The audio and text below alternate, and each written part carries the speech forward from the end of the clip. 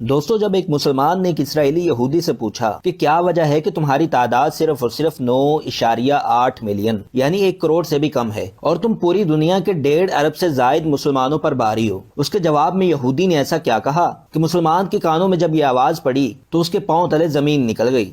آئیے آپ کے ساتھ بھی یہ شیئر کرتے ہیں۔ ناظرین، اس کے جواب میں اسرائیلی یہودی نے کہا کہ بھائی، ہم اپنی زندگی 3 بنیادی اصولوں پر گزارتے ہیں جس کی وجہ سے ہم پوری دنیا میں نمبر 1 ہیں۔ اس میں پہلا اصول یہ ہے کہ ہم اپنی پوری زندگی تعلیم اور علم حاصل کرنے میں لگا دیتے ہیں۔ نمبر 2 پر ہم اگر کسی بھی اپنے دوست کو، بہن، بھائی، رشتہ دار یا عزیز و اقارب میں سے کسی شخص کو کسی چیز کے قابل سمجھتے ہیں تو اپنے تمام وسائل بروئے کار لاتے ہوئے اس منصب اور اس مقام تک پہنچانے کی جدوجہد کرتے ہیں جس پر وہ فائز ہونے کے قابل ہے۔ اگر کوئی شخص اچھا ڈاکٹر ہے تو ہماری کوشش ہوتی ہے کہ ہم فنڈز اکٹھے کر کے اس کے لیے ایک اچھا ہسپتال بنا دیں تاکہ وہ ہمارے سمیت تمام دنیا کے لیے، انسانیت کے لیے کام کر سکے۔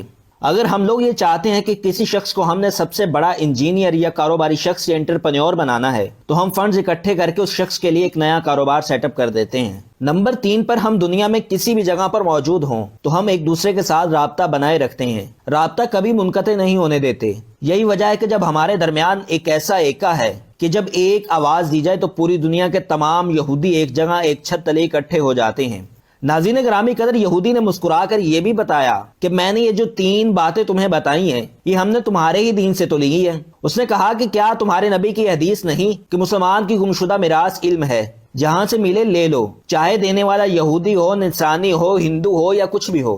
ہم نے وہ اصول اپنا لیا اور جہاں سے تعلیم ملتی ہے ہم لے لیتے ہیں، اسی وجہ سے ہم ترقی کر رہے ہیں۔ کیا تمہارے نبی کی حدیث نہیں ہے کہ اللہ تبارک و تعالیٰ کی ذات نے قرآن پاک میں فرمایا، اللہ کی رسی کو مضبوطی سے تھامے رکھو اور تفرقہ نہ پھیلاؤ؟ تو ہم تفرقے میں نہیں پڑے، ہم نے ایک دوسرے کا ساتھ دیا اور دوسرے کے ساتھ ایک ایسا ایکا بنائے رکھا جس کی وجہ سے ہمیں کسی قسم کا کوئی مسئلہ درپیش نہیں ہوتا۔